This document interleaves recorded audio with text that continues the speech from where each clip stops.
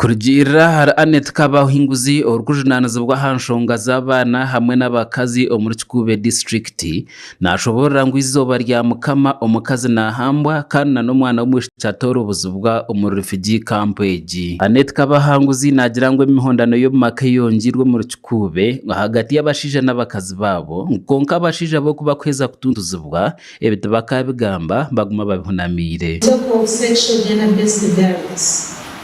In the refugee camp, it is very high. At least on a daily basis, a woman is raped and a girl is defiled. Gender-based violence affects both men and women, but it mostly affects women. Ogu ayongire yashobora ngo emishango yo kuhambwa kw'abana kwe kutwarwa ha polisi ehandikwa kandi emwe ehwera umuhanda bwa nyuma y'abantu abo kubaragamba nkana bari kugezaho kutwara mu polisi hamwe no mu koti tubakorwa yo kwereza obwa mushinja abo kugira ngo batina ebiraba biho bwa nyuma. Once we get hold of the perpetrator, the law takes its own course. We do not compromise. As a probation officer, we do the follow-up because we work hand in hand with the police. When a case is reported, I make sure that I follow up with that case until it is concluded. Even when some perpetrators are running away. Kabahanguzi hayongere yashobora ngo no muri Cyangwari refugee settlement emishango yo kamba heyongire. Then defilements. So many girls have been defiled, and it is becoming part of their lives. In that they no longer report defilement cases because when they report, they're going to tell them you are mature, you are ready to be. They know the men know the words they use. You are ready to be eaten. You are no longer. That's why some of these cases are dying.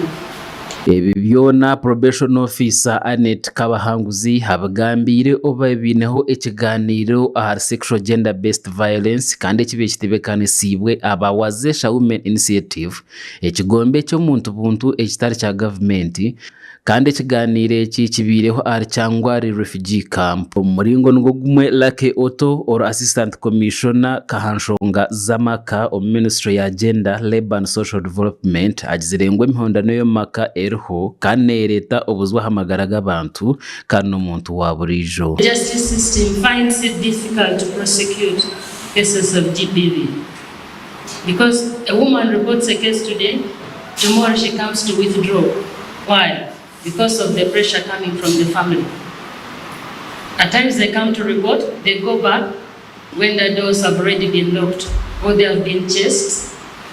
Or in an event that the husband is arrested, they'll say, go back to your place, you'll come back when my son is released. Husna Barbara Keto or executive director wa Wezesha Women Initiative ashomborire ngo hariho ekyetengo cyo kushomesa abashija n'abakazi aha mihondano yo maka obunde eki kikaretaho uburinganiza. Lack of economic empowerment where most families depend on the family head for survival entirely, and this sometimes really exacerbates violence in homes.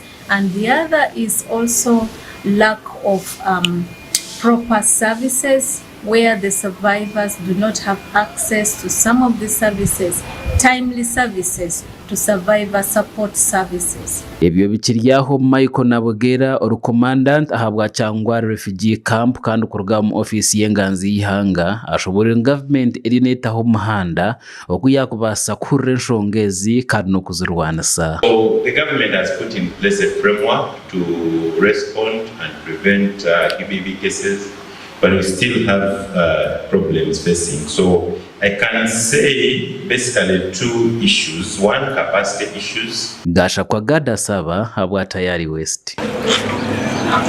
God.